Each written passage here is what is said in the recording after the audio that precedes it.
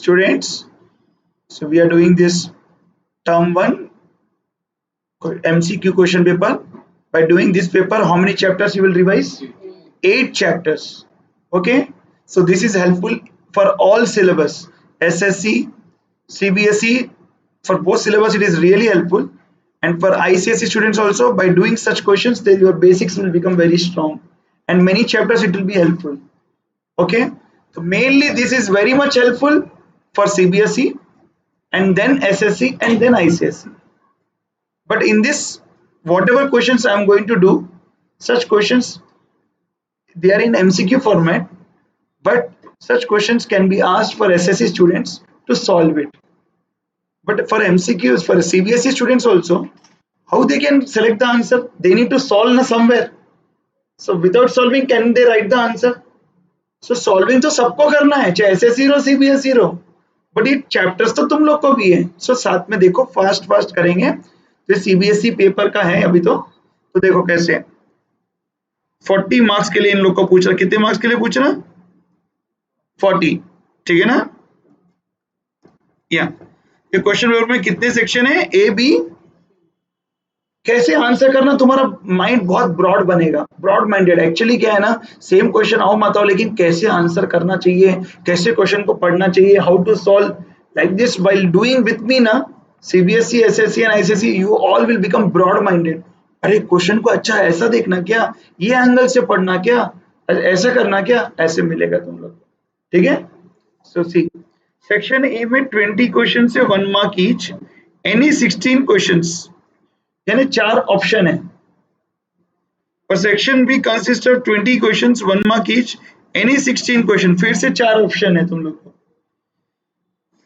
तो 4 section, what 4 section, 4 नहीं, वो गलती से 4 आ गया. Section C consist of 10 questions based on 2 case studies, attempt any 8. अब 10 में से भी 8 ही अटेम्प्ट करना है. There is no negative marking. कुछ गलत भी हो गया तो भी नेगेटिव मार्किंग नहीं है, यानी अगर नहीं भी आ रहा, कुछ नहीं मालूम, तो कुछ तो गेस तो करो, करेक्ट गया तो मार्क्स मिल सकते हैं. नेगेटिव मार्किंग नहीं है, छोड़ के मत आओ बोलने का उसका. ठीक है? So let us start the first question. Section A. तो ये जो टिक है वो आंसर्स को मत देखो, और कभी भी ऐसे टिक नहीं करना चाहिए. अभी first question, diagonals of a rhombus. मैं बाजू में ही करते जाता हूँ स्टूडेंट्स, ये सम के यहाँ पे ही बाजू में, या जहां स्पेस है ना वहीं करते रहता हूँ. मेरे साथ देखो कैसे करना. रोम्बस है, रोम्बस के डायगोनल से कहते हैं, ये डायगोनल 1 है, ये डायगोनल 2 है. Area of rhombus, express area of rhombus in prime factorization form. Prime numbers तो तुम लोग को मालूम ना, प्राइम नंबर्स 2, 3, 5, 7, तो उसके फॉर्म में एरिया को एक्सप्रेस करोगे. एरिया ऑफ रोम्बस आना चाहिए पहले. एरिया ऑफ रोम्बस का फॉर्मूला है half into product of its diagonals. बोलो क्या है प्रोडक्ट ऑफ इट्स? सुने क्या? हाँ, अब half into product of its diagonal, मतलब दोनों डायगोनल को मल्टीप्लाई करना है. इसको भी 2 पावर 5 इंटू 3, एक डायगोनल हो गया, इंटू सेकेंड डायगोनल क्या है 3 पावर 4 इंटू 5 पावर 6. अब मल्टीप्लाई करेंगे तो कुछ कैंसिल होता क्या? हाँ, एक 2 होता ना, ये 2 और ये कया तो ये 4 बन जाएगा. कितना बन जाएगा? अब आंसर कितना है बोलो तुम ही? 2 पावर 4, ये 3 सेम बेसिस है, so power should be added, into 3 power 5 into 5 power 6. ये एरिया है. तो कौन सा ऑप्शन है? समझ में आया? ऐसे रहते सॉल्विंग. अब सेकंड देखो, इसमें ट्विस्ट किया, सबको है pair of linear equation. Okay, तो पेयर ऑफ लीनियर, यहाँ पे एक वर्ड थोड़ा कंफ्यूज कर दिया. देखो हम क्या करें, डिपेंडेंट. क्या है? डिपेंडेंट. डिपेंडेंट का मतलब कोइंसिडेंट, कंफ्यूज करने के लिए दिया. कोइंसिडेंट का मतलब इनफिनाइट, इनफिनाइट मेनी सॉल्यूशन या इनफिनाइट नंबर ऑफ सॉल्यूशंस. उसका मतलब क्या? A1 by A2 should be equal to B1 by B2 should be equal to C1 by C2. अब क्वेश्चन में कंफ्यूजन सिर्फ डिपेंडेंट देके कर दिया तो रीडर में डिपेंडेंट बोल के नहीं मिलेगा. डिपेंडेंट का मतलब है वही लाइन के ऊपर और एक लाइन डिपेंड है उसके ऊपर, यानी वो कोइंसिडेंट है. समझा? कोइंसिडेंट। ओके, तो अब देखना अपन ऑप्शंस में देख के इसका A1 क्या है जो क्वेश्चन में इक्वेशन दिया, A1 2 है, तो A1 बाई A2 डिवाइड करे तो B1 बाई B2 डिवाइड करे तो C1 बाई C2 डिवाइड करे तो इक्वल आना। समझ में आ रहा? इक्वल आने का मतलब क्या है मालूम? तुम इसको कॉमन टेबल भी मल्टीप्लाई करे तो वो आंसर यहाँ पे दिखना। अब समझो मैं सबको यहाँ पे समझो मैं सबको 5 मल्टीप्लाई कर रहा हूँ तो मुझे D वाला आंसर दिख रहा। 2 5s are 10, 3 5s are 15, 5 5s are 25। ये -25 वो राइट में गया तो +25। एक्चुअली अगर तुम डिवाइड करके चेक करना है तो चेक करो, 2/10 कितना, 1/5, A1/A2, B1/B2 3/15, 1/5, C1/C2 -5 ये +25 लेफ्ट में आए तो -25, 1/5, 1/5, 1/5, तीनों इक्वल है, यानी इसका आंसर डी है। तुम सी ट्राई करके देख लो, A1/A2, B1/B2, C1/C2 तीनों इक्वल नहीं आ रहे तो फिर वो ऑप्शन करेक्ट नहीं है। तो कभी भी कोइंसिडेंट बोल तो infinite number of solutions. Infinite number of solutions का मतलब क्या रहना, A1/A2 should be equal to B1/B2 should be equal to, ये फॉर्मूला है। तुम दूसरा कोई ऑप्शन लेके तुम करके देख लो, A1/A2 करो, B1/B2 करो, वहां पे इक्वल नहीं आएगा तो वो छोड़ना पड़ेगा, सेकंड बी वाला आंसर छोड़ना पड़ेगा, सी वाला आंसर छोड़ना पड़ेगा, तो डी वाले में मिलेगा। तो तुमको इजी तरीका बता रहा हूँ, अगर ढूंढना है तो उसको सेम टेबल मल्टीप्लाई करके चेक कर लेना इन्फिनिट नंबर ऑफ सॉल्यूशन में। तो देखो अगर मैं 5 मल्टीप्लाई करें तो मुझे डी वाला आंसर मिल रहा है कॉमन टेबल, तो इसका मतलब इसमें डिवाइड करेंगे तो इक्वल आएगा। क्या आएगा? 1/5 का मतलब क्या है, फर्स्ट वाले इक्वेशन से सेकंड वाले इक्वेशन 5 टाइम्स है, यानी 1/5 का मतलब क्या है, फर्स्ट इक्वेशन का सेकंड इक्वेशन कितने टाइम्स है, इसलिए सब में 1/5 1/5 1/5 यानी 5 मल्टीप्लाई करे तो इक्वल है।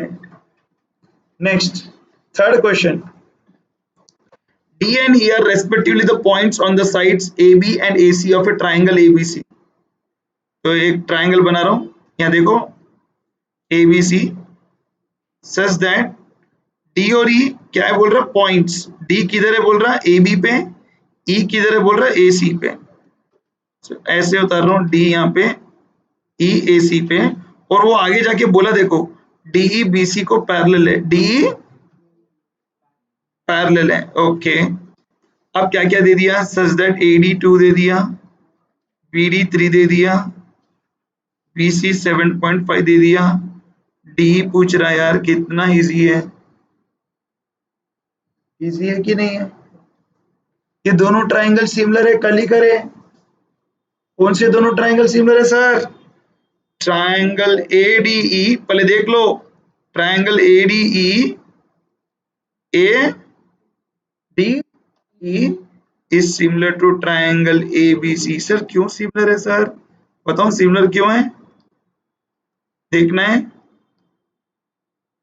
देखो ये पैरेलल का मतलब क्या है, ये एंगल और ये एंगल इक्वल है, करस्पॉन्डिंग एंगल्स बोलते हैं, क्या बोलते हैं, और एंगल एक कॉमन है, एडीसी एडीई ट्राइंगल में भी एबीसी ट्राइंगल में कॉमन है। अगर दो एंगल इक्वल है तो we can say two triangles are similar, two triangles are, तो ये ट्राइंगल सिमिलर का सिंबल है, similar means they look alike, they दिखने में सेम है। कब रहते हैं, अगर दो एंगल्स दोनों ट्राइंगल के इक्वल है तो ए सिमिलरिटी। अगर वो ट्राइंगल सिमिलर हो गए तो हम सीपीएसटी से, तो पहले बोलो ये ट्राइंगल सिमिलर कैसे हुए, by which similarity, A similarity, ये दोनों ट्राइंगल सिमिलर हो गए बाय सीपीएसटी। सीपीएसटी बोलते क्या sir, corresponding parts of similar triangles.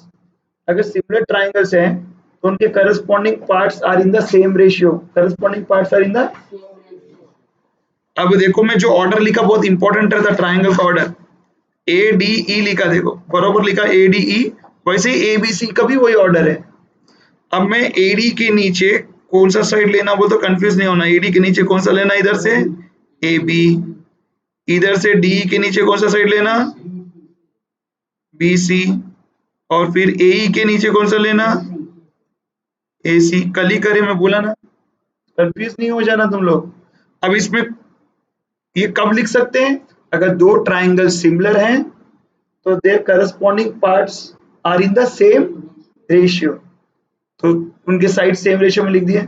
अब अपने को क्या क्या मालूम बोलो इसमें, AD मालूम ना, AD और AB मालूम, DE और BC नहीं मालूम, बोलो BC मालूम DE नहीं मालूम, तो अपन ये दो ले लेंगे तो आंसर आ जाता।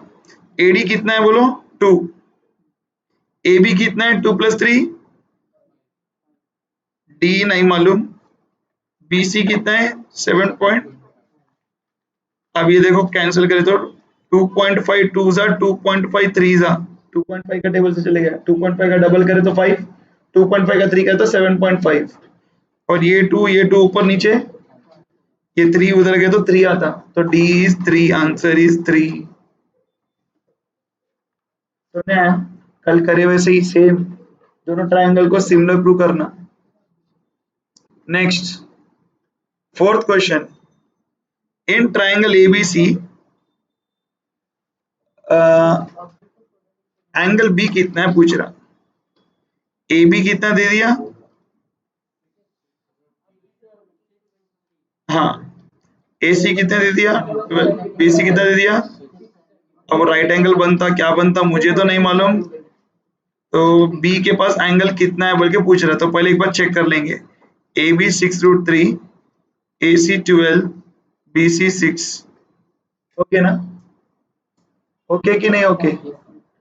अब इसमें दो छोटे साइड कौन से, ये और ये दोनों साइड को स्क्वायर करके ऐड करता हूँ और चेक करता हूँ कि हाइपोटेन्यूज स्क्वायर आ रहा क्या, आ रहा तो मैं राइट एंगल ट्रायंगल बोल सकता हूँ। तो मैं AB स्क्वायर करता हूँ, पहले AB का स्क्वायर करें तो कितना, 6 का स्क्वायर 36, √3 का स्क्वायर 3, 36 3 जा 108, हाँ BC स्क्वायर यानी 6 स्क्वायर 36, 108 + 36 कितना आ रहा 144, 144 ना, दोनों को ऐड करें तो, और AC का स्क्वायर कितना 144, 12 स्क्वायर, यानी AB square plus BC square is equal to AC square आ रहा है, इसका मतलब the angle B is how much, कितना degree, yes AB square plus AC square, AB square plus BC square 144 आया, और AC स्क्वायर 12 स्क्वायर 144 है, ठीक है। 5th one, if we throw 2 coins in the air, दो कॉइन्स थ्रो करे तो क्या क्या चांस आता है देखो, हेड टेल आता, टेल हेड आता, दोनों पे टेल टेल आ सकता है, या दोनों पे, बस 4 चांस आते, करे थे ना अपन। तो probability of getting both tails, दोनों टेल आने का चांस कितना है 1 out of how many chances, तो आंसर इज, समझना है। Next 6th, corresponding sides of two similar triangles are in the ratio of 2:3 if the area of small triangle is 48, ये area of similar triangle theorem है, ICSE को भी है 10th में, ध्यान से सुनो, इस पे सम्स पूछता, SSC को पक्का पूछता 1 मार्क में, ये 6th वाला क्वेश्चन, ये चैप्टर तुम लोग को भी है तो ये पक्का ऐसे ही पूछता क्वेश्चन। ये कैसे करना मान लो, एरियाज ऑफ सिमिलर ट्राइंगल क्या, सुनो पहले, बाद में वीडियो देख सकते हैं, तुम अपना मन का मत करो, इधर देखो, मेरे साथ कर लिए तो ठीक, नहीं तो वेट करो, सिर्फ आंसर लिखना मतलब नहीं है, पूरे स्टेप्स भी लिखना है। कहाँ लिखे, 1/4 लिखा सीधा आंसर, बोल रहा स्टेप्स लिखा, यार उसका भी तो स्टेप्स बताया ना, ये सब लिख के हेड टेल टेल टेल, हर एक चीज में आर्ग्यू कर रहा, स्टेप्स पूरे लिखा ही नहीं। corresponding sides of two similar corresponding sides of two similar triangles are in the ratio of 2:, if the area of small triangle is 48, find the area of, पहले इसका बेसिक बताता हूँ, सम बहुत इजी है, तुम्हें कॉन्सेप्ट मालूम तो तुम एग्जाम में 2 मिनट में कर सकते हैं, एक्चुअली कैसे करना बताऊं, 2/3 सुन रहे क्या, हाँ इसका स्क्वायर करना, इज इक्वल टू छोटा ट्राइंगल बाई बड़ा triangle, area of large triangle जो अपने को ढूंढना है। 2 का स्क्वायर कितना 4, 3 का स्क्वायर कितना 48 बाई ढूंढना है, उसका नाम एक्स रख लेंगे, एरिया ऑफ लार्ज ट्राइंगल का नाम एक्स रख लिया। 4 1 जा 4 12 जा, तो एक्स इधर आता, 12 9 जा 108, आंसर इज 108। ये सर कैसे ऐसे क्यों कर रहे हैं सर, 2/3 का स्क्वायर क्यों कर रहे हैं, तो उसका कॉन्सेप्ट बोलता हूँ सुनो। सिमिलर ट्राइंगल्स बोल के मेरे को प्रूव करना है कि वो नहीं दिया, वो नहीं दिया, तो थियरम है एरिया ऑफ सिमिलर ट्राइंगल्स, सुनो एसएससी सीबीएसई सब आईसीएसई तीनों को है ये। अगर दो ट्राइंगल सिमिलर रहते हैं तो सुनो मैं जो थियरम बोल रहा हूँ, ratio of areas of two similar triangle, बोलो ratio of areas of, ratio बोल दो डिवाइड में, area of two similar triangle यानी area of one triangle by area of second, first triangle by second, या small by large भी लिख सकते हैं, is equal to square of the ratio of their corresponding sides. Ratio तो करना ही है, स्क्वायर भी करना ही है, ऑफ देयर करस्पॉन्डिंग साइड्स का रेशियो का स्क्वायर करना, तो मैं वही किया, मेरे को करस्पॉन्डिंग साइड्स का रेशियो मालूम था 2:3, तो उसका स्क्वायर करना, तो मैं स्क्वायर किया, और इज इक्वल टू में क्या लिखना, एरिया, ये 2 बोलता छोटा साइड है, 3 बोलता तो मैं क्या करा, एरिया ऑफ ट्राइंगल छोटा वाला ऊपर लिखा बड़ा वाला, और अपन ये थियरम है ये टेक्स्ट बुक में कि अगर दो ट्राइंगल सिमिलर हैं तो ratio of areas of two similar triangle is equal to square of, square याद रखना, square of ratio of their corresponding sides. अब नाम समझो ए बी बाई डी, जो भी साइड्स रहेंगे ना वो करस्पॉन्डिंग साइड्स, तो उनका रेशियो, 3 साइड्स रहते ना, तीनों का भी स्क्वायर लिख सकते हैं, कौन सा भी साइड हो ना वो ले सकते हैं। यहाँ पे मुझे एक साइड मालूम था 2/3, उसका स्क्वायर करना है, स्क्वायर करा, इज इक्वल टू में एरिया लिखना है, लेकिन ऊपर छोटा वाला क्यों लिखा, मैं देख लिया भाई 2 छोटा है 3, यानी इसका मतलब एरिया ऑफ छोटा ट्राइंगल का ऊपर लिखना है, बड़े वाले का नीचे, उसको एक्स ले लिया, सॉल्विंग में आंसर मुझे 108 आ गया। ये थियरम यूज करना है। अभी इसके पहले ट्राइंगल का सम बताया ना, वो थियरम अलग है, इसके पहले पाइथागोरस थ्योरम बताया वो एक अलग है। पाइथागोरस थ्योरम में क्या था, एंगल बी कितना है पूछा, 90 डिग्री आया ना। इसके पहले एक सम करे थे डी पैरेलल टू बीसी, उसमें क्या करें अपन, दोनों ट्राइंगल को पहले सिमिलर प्रूव करें, फिर उनके corresponding sides are in the same ratio लिए, तो जो मिसिंग साइड था आ गया, वो अलग कॉन्सेप्ट है। पाइथागोरस थ्योरम का क्या है, sum of the squares of two side is equal to hypotenuse square, वो अलग है, ये एक है।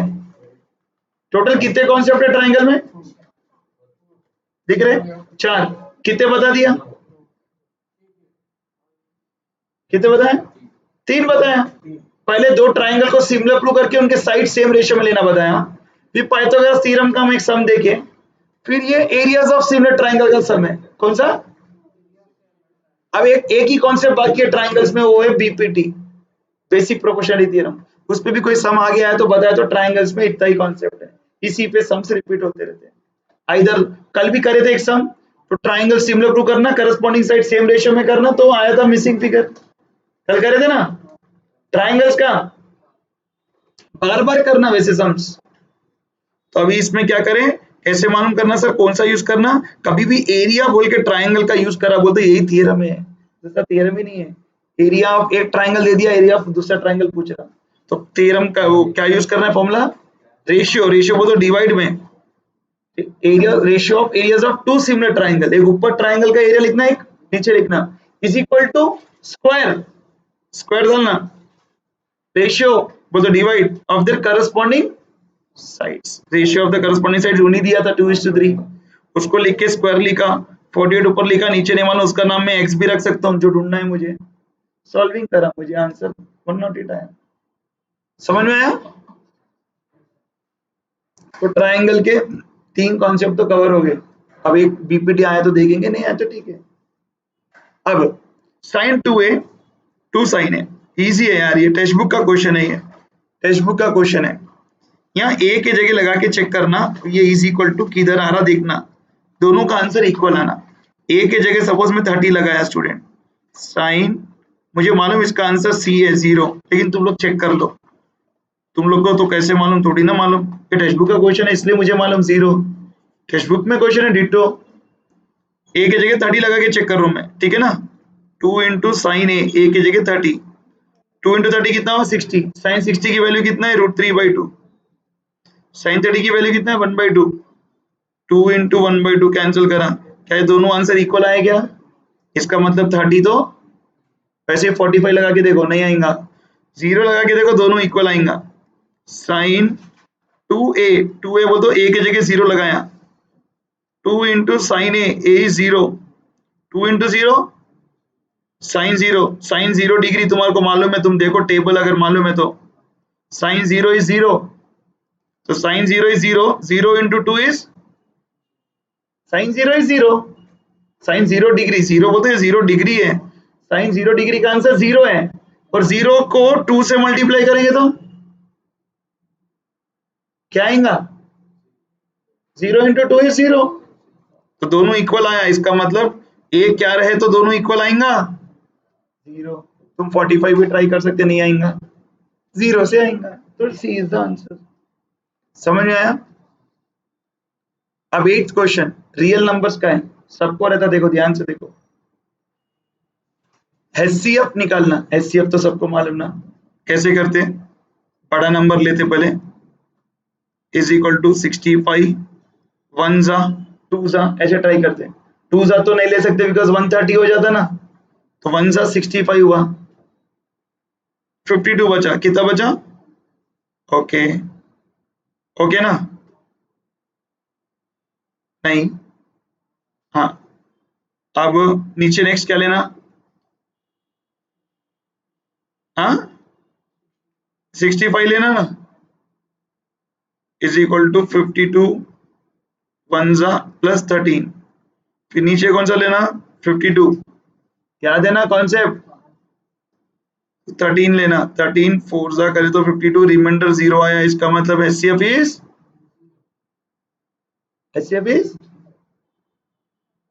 13, एचसीएफ कितना आया 0 आया, कॉन्सेप्ट भूल जा रहे, ये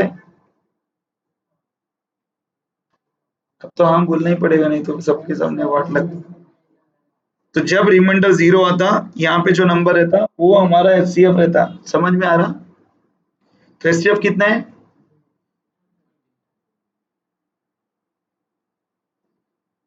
तो एचसीएफ निकालना मैं सिखाया, अब उन बोल रहा है एचसीएफ ये दोनों नंबर का ये है बोल के बोल रहा, यानी 13 ही है लेकिन ऐसा दिया, तो इसका आंसर 13 आना, तो एम क्या रहना तुम नहीं सोचो, एम 4 रहे तो 13 आंसर आता, 4 नहीं, और 2 रहे तो कैसा सर, एम की वैल्यू पूछ रहा, एम के जगह 2 लगाओ भाई स्टूडेंट्स, एम की जगह, तो 65 इंटू 2 130, 130 माइनस 117 आंसर इज, तो बोल रहा है एचसीएफ ये है, बट अपने को मालूम उसका आंसर 13 है, इसका मतलब एम क्या रहना, तो 13 आएगा, इनडायरेक्टली पूछा है, एचसीएफ डायरेक्ट पूछ सकते ना, 60 पर 117 का एचसीएफ कितना, वो तो सबको मालूम, छोटे छोटे बच्चे भी कर लेते, 10th में जो सीखा तुम लोग जैसे स्लो वाले भी कर लेते, हाँ जल्दी कर करते, कॉन्सेप्ट जब रिवीजन वैसा रहेगा ना फटाफट कर लेंगे, 13 बोले कोई भी टिक करता, वो ऐसा नहीं पूछा, एचसीएफ का आंसर 13 उसको भी मालूम, लेकिन उन्होंने बोला एचसीएफ का आंसर 13 ना, लेकिन ये ऑर्डर में लिख दिया, बोल रहा आंसर 13 मालूम ना, तो एम क्या रहना कि 13 बनेगा, तो मैं 4 लिए तो 13 नहीं आता, क्या ले रहे तो 13 आ रहा, एम के जगह 2 लगाए तो 65 2 जा 130, 130 में से 117 गया तो 13, यानी दोनों का आंसर 2 13 है, लेकिन ये फॉर्म में अगर है तो एम 2 रहेगा तो 13 आएगा, एम क्या रहना, लेकिन एचसीएफ कितना है, एचसीएफ तो 13 ही है, लेकिन 13 आने के लिए एम क्या रहना 2, समझ आया, the pair of equations x is equal to 0 and x is equal to 5 has, equation ऐसे ही दिया बस, अब तुम ही सोचो यार, अगर मैं ग्राफ उतारा x is equal to 0 बोल दो इधर से जाता, ये रहा x is equal to 0 ये वाला, और x is equal to 5 बोल दो ये वाला, अब इसको देख के बोलो कौन से लाइन चाहिए, पैरेलल, पैरेलल बोल दो कौन सा solution, x is equal to 0 बोल दो y एक्सिस वाली line I, x is equal to 5 बोल दो उसको पैरेलल आई, ये पैरेलल लाइंस में नो सॉल्यूशन रहता, क्यों तो कोई इंटरसेक्ट हो रहा क्या, तो आंसर क्या है इसका? खत्म हो गया। समझ में आया? अब पेरीमीटर ऑफ ए ट्राइंगल, ये कोऑर्डिनेट ज्योमेट्री का सम है, इतना इंटरेस्टिंग है। पेरीमीटर बोलते सम ऑफ ऑल द साइड्स। तो ये ए है, ये बी है और ये सी है। तो अपन पहले ए बी का डिस्टेंस ढूंढना, फिर बी सी का ढूंढना, फिर ए सी या सी है जो भी तुम्हारी मर्जी, फिर तीनों को ऐड करना, जो आंसर है इसमें से ढूंढ लेना। अब डिस्टेंस कैसे ढूंढना मैं बताता हूँ। देखो एक बताता हूँ, ए बी का root of x2 minus x1 whole square plus, तो 0 माइनस 0 होल स्क्वायर, वो तो 0 ही है, क्यों करो? x2 माइनस x1 0 माइनस 0 लिख ले रहा हूँ, जान दो तुम्हारे लिए, plus y2 minus y1 0 minus 4, 0 minus 4 is minus 4, लेकिन माइनस 4 का स्क्वायर करे तो प्लस हो जाता, क्यों? तो माइनस का भी स्क्वायर होता, 4 का भी स्क्वायर होता, तो 16 रूट 16 बोलते हो, आंसर इज 4। ए भी 4 आ गया। बी सी कितना आता? 3 minus 0 3, x2 minus x1 3 minus 0 is 3, 3 square is 9, और 0 माइनस 0 है नेक्स्ट वाला y2 माइनस y1 है ना, वो तो 0 ही है, तो 9 आया रूट में, 9 बोलते हो उसका आंसर 3। अब ए सी कर लेता हूँ, ए सी भी लिख सकते हैं, सी ए भी लिख सकते हैं, मैं ए सी कर ले रहा हूँ। x2 minus x1 3 minus 0 plus y2 minus y1 0 minus 4,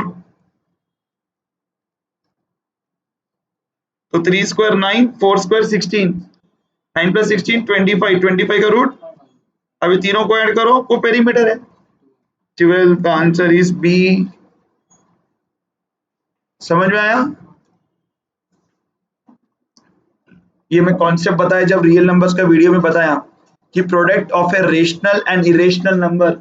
तुम ही सोचो, रेशनल वो तो क्या जिसमें रूट नहीं है ना, जैसे जो पी वाई क्यू फॉर्म है, समझ लो 2/3 लिया, ये रेशनल, इसको इरेशनल से मल्टीप्लाई करो, इरेशनल बोल तो √2 समझो, इरेशनल ही है ना √2, तो आंसर कितना आ रहा? 2√2/3, यानी फिर से इरेशनल ही आ रहा। तो अपन क्या बोलेंगे?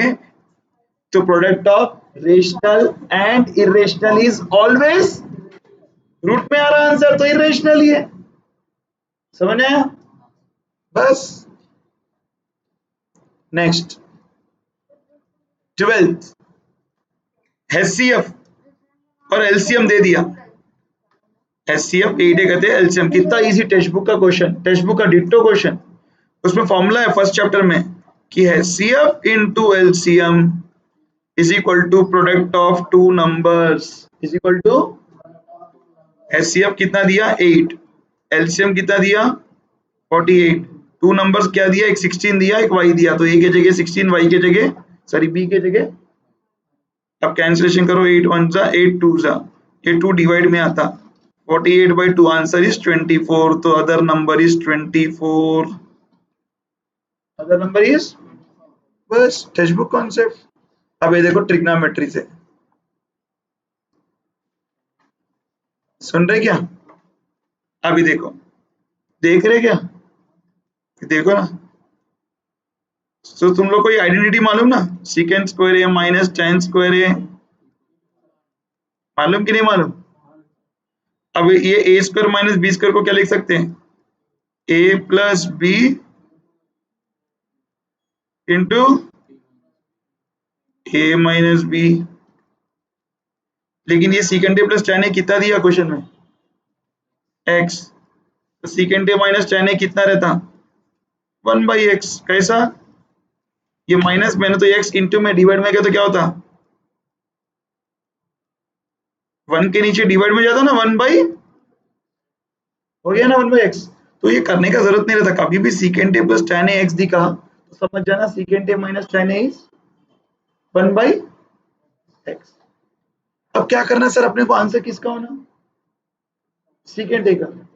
तो देखो स्टूडेंट्स, तुम सुनो, थोड़ा स्पेस इधर नहीं है, ठीक है इधर करता हूँ, इधर इधर लिख सकते हैं, हाँ। तो secant A plus tan A question में कितना दिया बोलो, x, और सीकेंट ए माइनस tan ए कितना है बोलो, 1/x। दोनों को अगर मैं ऐड किया, plus tan A minus tan A, secant A plus secant A, इधर ऐड करें तो x प्लस 1/x आ गया, देखो answer. So 2 secant A is equal to x into x, LCM लिए तो x square x square plus 1 by ये 2 multiply में तो डिवाइड में आएगा, तो सेकेंड डे का आंसर कितना है एक्स स्क्वायर प्लस 1 बाई ये डी आंसर। तो ये कभी भी याद रखना student, secant theta plus tan a अगर x है तो secant theta minus tan a 1 by X. अगर secant theta minus tan a x है तो secant theta plus tan a 1 by X. सुना क्यों? ये आइडेंटिटी से 1 है तो secant theta plus tan a into secant theta minus tan a 1 रहता। अगर इसमें से एक x है तो दूसरा 1 बाई एक्स रहता। अगर ये वाला x दिया तो secant theta plus tan a 1 by x रहता। x की जगह p दे सकता एग्जाम में, k दे सकता, कुछ भी देने दो। फिर अपने को second theta plus tan a का आंसर आ गया x, माइनस वाले का भी आंसर आ गया। अपन क्या कर रहे हैं फिर इसको और इसको क्या कर रहे हैं ऐड, क्या कर रहे हैं ऐड कर रहे, तो plus tan a minus tan a जाके सेकेंड डे का आंसर आ गया। आ गया? अब सुन रहे कि नहीं सुन रहे? अब बोलो अल्फा प्लस बीटा अगर कॉस जीरो दिया, जीरो कब है बोलो स्टूडेंट्स? हाँ जीरो कब रहता? जीरो को तो एंगल कितना रहता कॉस 90, कॉस है कि नहीं? जीरो कब है कॉस में? हाँ इसका मतलब कॉस कॉस गया तो क्या बचेगा alpha plus beta is equal to, okay ना, अल्फा प्लस बीटा कितना? लेकिन क्वेश्चन में क्या पूछ रहा अल्फा माइनस बीटा पूछ रहा, तो कर लेंगे अल्फा, वही पूछ रहा कि नहीं पूछ रहा? नहीं पूछ रहा। हाँ और देखो ना फिर क्या कर रहा हूँ, देखो अल्फा की वैल्यू क्या निकलती बोलो इसमें से 90 माइनस बीटा, निकली कि नहीं लिख रही? ये अल्फा की वैल्यू इधर सब्स्टिट्यूट कर दो। ओके एक मिनट उधर सब्स्टिट्यूट कर दे रहा हूँ, तो साइन अल्फा की जगह 90 माइनस बीटा और माइनस बीटा, तो साइन 90 माइनस 2 बीटा। तुम लोग को फॉर्मूला है थर्ड एक्सरसाइज का ट्रिग्नोमेट्री का, sine 90 minus theta is cos theta, sine 90 minus theta is, इसका आंसर कॉस थीटा यानी कॉस 2 बीटा। थीटा क्या रहता है वही लिखना, साइन 90 माइनस थीटा, यहाँ थीटा 2 बीटा की जगह मैं क्या कर रहा समझ में आ रहा है, ये अल्फा माइनस बीटा की जगह अल्फा की जगह मैं 90 माइनस बीटा लिखा है, लेकिन मेरे को अल्फा 90 माइनस बीटा कैसे आया, स्टार्ट कहाँ से हुआ देखो यहाँ से, जीरो दिया था लेकिन जीरो कब है कॉस 90, कॉस कॉस गया तो ये आया मुझे, इससे मैं अल्फा की वैल्यू निकाला कितनी आई, वो 90 माइनस बीटा, ये अल्फा की जगह लगाया, अल्फा की जगह लगाया और माइनस बीटा कितना हुआ माइनस 2 बीटा हुआ, but sine 90 minus theta is cos theta, तो यहाँ पे थीटा क्या है 2 बीटा, तो 2 बीटा लिखा, तो आंसर कौन सा है? समझ में आ रहा? अब ये एरिया रिलेटेड टू सर्कल का है, नया कॉन्सेप्ट देखो, एरिया बहुत इंपॉर्टेंट है, ओके ना। सुनो स्टूडेंट्स, एक क्लॉक में, एक क्लॉक है समझो, क्लॉक तो सब लोग देखें, तो टोटल सर्कल में एंगल कितना रहता कभी भी 360 डिग्री रहता, कितना रहता? एक सर्कल में सेंटर पे एंगल कंप्लीट एंगल रहता 360 रहता, तो यहाँ पे 12 बजता, 1 ओ क्लॉक 2 ओ क्लॉक सब मालूम ना, तो टोटल कितने नंबर्स रहते क्लॉक में 12, तो 360 को 12 से डिवाइड करे तो 360 को 12 से डिवाइड करे तो 12 1 जा 12 3 जा 30 आता, इसका मतलब क्या हुआ हर 5 मिनट्स में एंगल कितना बना रहा 30, हर 5 मिनट्स में एंगल कितना बना रहा, तो उन बोल रहा क्वेश्चन में the area sweat by the minute hand in how many minutes, how many minutes 5 minutes, कितना मिनट्स 5 मिनट्स बोल तो 30 डिग्री बोल रहा, अगर कल के दिन एग्जाम में 10 मिनट्स बोला तो कितना डिग्री लेना 60, 20 मिनट्स बोला 5 मिनट्स का 30 डिग्री रहता, याद रखना क्लॉक में, 10 मिनट्स बोला तो 60, 15 मिनट्स बोला तो 90, 20 मिनट्स बोला तो 120, याद रखना, तो एंगल तो समझ गए, ओके। अब ये एरिया ऑफ सेक्टर का मतलब क्या है सुनो, अगर मेरे को 5 मिनट में यहाँ पे समझो 12 बजकर 5 मिनट हो रहा ऐसे, सिर्फ मेरे को इतना ही एरिया चाहिए, पूरा सर्कल का एरिया नहीं चाहिए मेरे को, सिर्फ इतना ही होना कहते 5 मिनट में जो एरिया स्वेप्ट किया ना मिनट हैंड, उसका एरिया चाहिए पूरे सर्कल का एरिया। तो एरिया ऑफ सेक्टर बोलते हैं इसको, क्या बोलते हैं? Area of sector. फॉर्मूला क्या है मालूम? Theta by 360 into pi R square, यानी area of circle pi R square है, लेकिन थीटा बाई 360 क्यों कर रहे हैं? बिकॉज मेरे को पूरे सर्कल का एरिया नहीं होना, सिर्फ थोड़े से सेक्टर, सेक्टर मतलब थोड़ा सा सेक्शन, उतने से सेक्शन का एरिया होना, पूरे सर्कल का एरिया पूरे का होना तो पाई आर स्क्वायर ही है फॉर्मूला। तो पूरा होना क्या? रेडियस कितना लेना? मिनट हैंड का जो लेंथ देता ना वही रेडियस रहता। मिनट हैंड का लेंथ कितना दिया, यानी रेडियस 14, तो आर मालूम, पाई तो 22/7 मालूम, थीटा मालूम कि नहीं मालूम? 5 मिनट्स बोलते कितना लेंगे थीटा?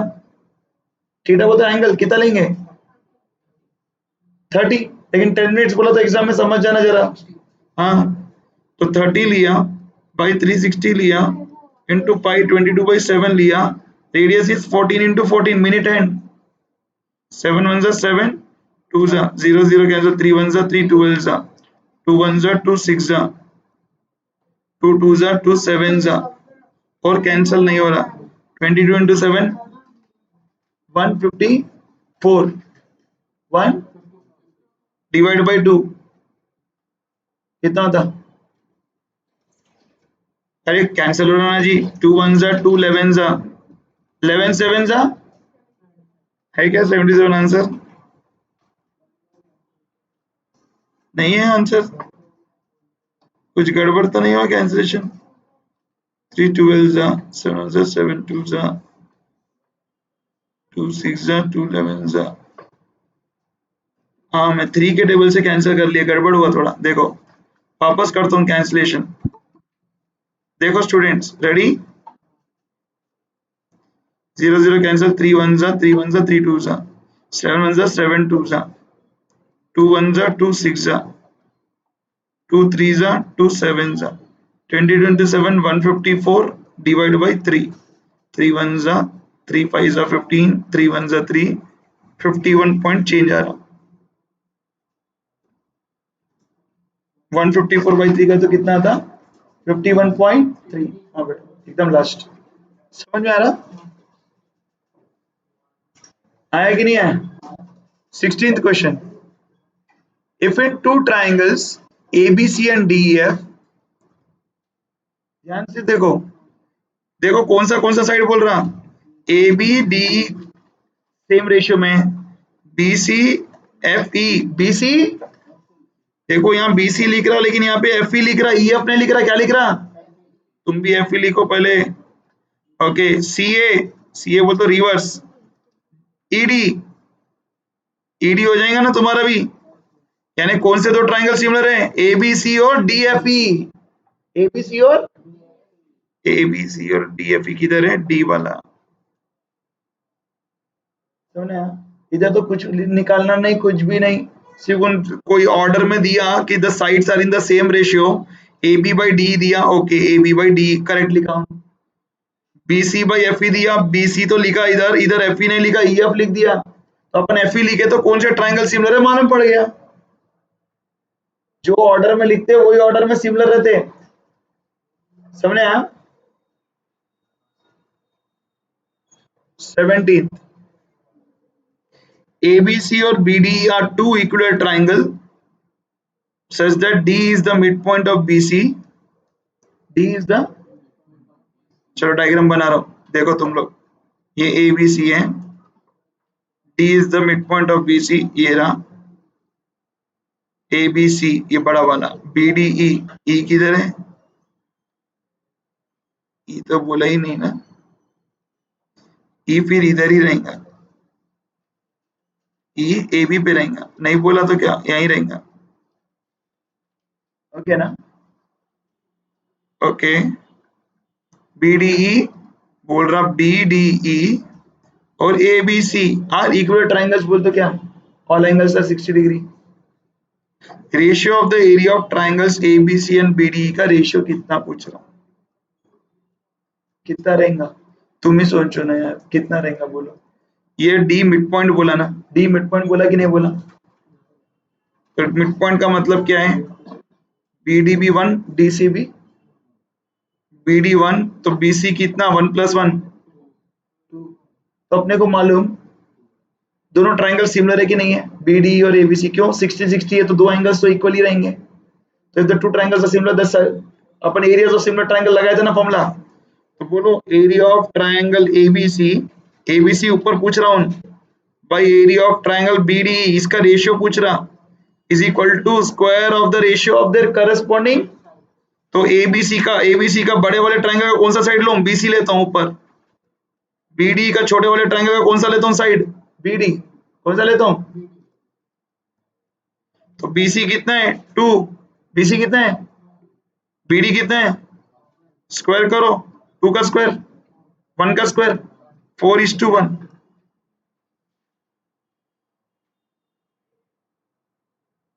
कितना है रेशियो 4। समझ में आया। क्वेश्चन में कुछ भी मेजरमेंट नहीं दिया, लेकिन एक हिंट दे दिया कि D is the mid point of BC। D is the mid point का मतलब BD 1 है, DC भी 1 है। मिड पॉइंट का मतलब ही तो वही रहता, यानी BD 1 है तो BC क्या रहेगा उसका डबल। तो BD बाई BC जब अपने को यहाँ पे मेजरमेंट्स चाहिए होगा तो अपन 2 लगाएंगे, BC की जगह पे 1 लगाएंगे। और अपने को एरियाज ऑफ सिमिलर ट्राइंगल में बोला ना, ट्राइंगल में 4 ही थियरम है, उसमें एरिया का पूछा तो बार बार वही थियरम आता कि areas of one triangle ratio ऊपर एक ट्राइंगल और लिखा ना एक एक is equal to square of the ratio of their corresponding sides. कौन सा साइड ले रहा हूं, मेरे को BC और BD मालूम ना, तो ABC ट्राइंगल का BC ले रहा हूं और BD ही ट्राइंगल का BD ले रहा हूं। सुना, स्टार्टिंग का ए भी लिया, स्टार्टिंग का BD लिया। ए भी मेरे को एक्चुअली BD लिखा, बट BD प्रॉपर ऑर्डर में नहीं है। ठीक है, अपने को मालूम है वो BD ही नहीं रहना, वो क्या रहना मालूम, ABC बोला ना, क्या बोला, तो वैसे ही ये भी EBD रहना। क्या नाम रहना ट्राइंगल का, EBD रहना। तो अपन इसका BC ले रहे तो इसका क्या ले रहे, BD बरोबर ही ले रहे। उन बरोबर ऑर्डर में नहीं दिया, अपने को ऑर्डर में करो बोल के बोल रहा क्या, अपने को करस्पॉन्डिंग साइड्स लेना है ना। तो ऊपर BC लिए तो नीचे कौन सा ले रहे हैं, BC बड़े वाले ट्राइंगल का हो गया, BD छोटे ट्राइंगल का। BC कितना है 2, कैसे मालूम पड़ा, D is the mid point बोला तो आधा है ना भाई। मिड पॉइंट का मतलब क्या है, D is the mid point का मतलब है BD is half of, D is the mid point of BC बोला, उसका मतलब क्या है, BD BC का हाफ है, यानी BD by BC is equal to 1/2। BC इधर आ गया तो, या BC by BD is equal to 2 तो मैं BC बाई BD लिया तो 2/1 ही तो लगाया, क्या लगाया। तो देखो ये इसमें नया थियरम नहीं है जी, एरिया ऑफ सिमिलर ट्राइंगल का थियरम है। ऊपर एक एरिया ट्राइंगल, नीचे एक area triangle is equal to square of the ratio of the corresponding sides. तो कौन से साइड लेना, जिसके बारे में थोड़ा इंफॉर्मेशन दिया वही साइड लिया। D is the mid point of BC बोला, तो BC डबल है BD का, तो BC ऊपर लिखा BD नीचे लिखा, BD का डबल कौन है BC। तो ऊपर 2 टाइम्स लिखा, नीचे 1 टाइम लिखा, स्क्वायर करे तो रेशियो कितना है मेरे को 10 एंगल 4:, बस। रुको, यहाँ देखो, रेडी,